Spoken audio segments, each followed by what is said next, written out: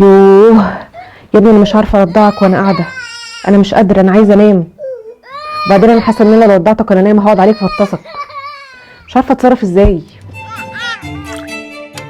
انا سلمى حسين مامة رشيد، وهكون معاكي من واقع تجربتي الشخصيه كأم في عرفتي تربي. بصي يا ستي، الرضاعه الطبيعيه مهمه جدا جدا للطفل عضويا ونفسيا، وبتخلق رابط جميل جدا جدا بين الام والبيبي. طب ازاي نعرف ننفذها صح وتعملوها حتى لو انتوا الاتنين هتناموا من غير ما تخافي على البيبي؟ الصوره دي فيها 4 اوضاع اساسيه وبسيطه للرضاعه الطبيعيه، وكمان ممكن تضمن لك ان انت تنامي وانت بترضعي بدون قلق.